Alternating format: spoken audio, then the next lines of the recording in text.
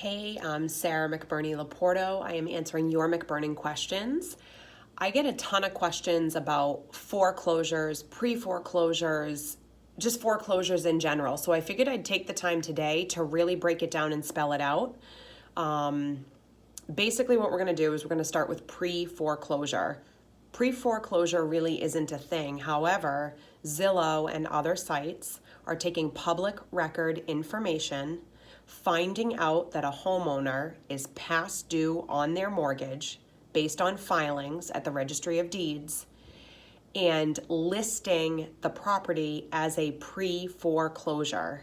That does not mean that the house is for sale. It does not mean that it can be bought.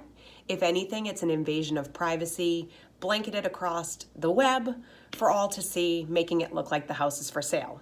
So pre-foreclosures are basically a unicorn. There are short sales, usually listed in the multiple listing service. A short sale is where an owner is trying to sell the house at a value less than what is owed on the house. It would look like a typical purchase transaction, except the lender, the bank, the mortgage holder has to approve the deficiency, meaning that more is owed than what it sells for. That can take a lengthy amount of time. Then there is foreclosure auction.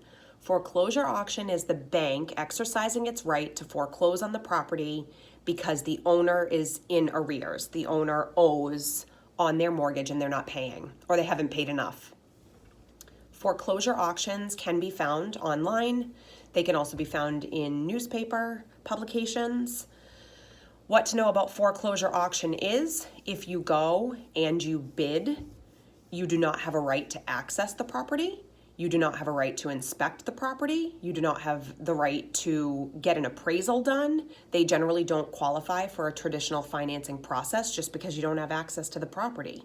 You also buy the property subject to any tenants, which can also include the former owners.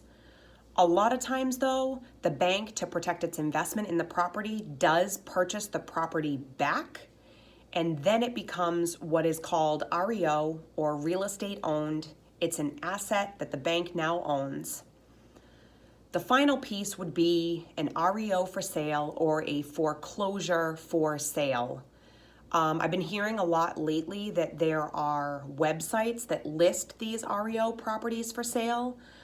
Each individual website probably spells out how that process would go, but typically the bank would eventually partner with an agent or a company to list the property for sale in the multiple listing service, so it would look like a traditional house sale.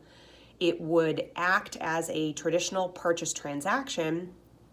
The things to know with that are, sometimes you may not be able to fully inspect the property if utilities have been shut off. That could mean no water to the house. That could mean it's winterized and the heat isn't working. It could also mean that the electricity is turned off, so you may not be able to conduct a full inspection. Another thing to know is that you have to sign the bank's standard documents. There's no negotiation. You are usually buying as is, where is. Actually, you are buying as is, where is. You have to sign their standard documents. You have to go through their process, their timelines. They control the entire transaction. The benefit to buying a foreclosure, if you feel that it is a worthy risk for you, is that sometimes you can get it for less than market value because it is sort of a stigmatized property to a degree.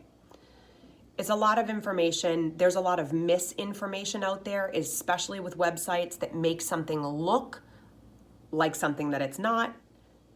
Case in point, pre-foreclosure. Don't get yourself wrapped up in thinking that that is a house that you can purchase. You would still have to go through the owners. They may not be interested in selling. You just never know. So partner yourself with a great agent who knows all of this information and can help you navigate the waters to know what really works in this market and what doesn't work in this market. If you have McBurning questions, you can text or call 978-337-9955. You can also visit sarahwillsellyourhome.com and click on the McBurning Questions tab.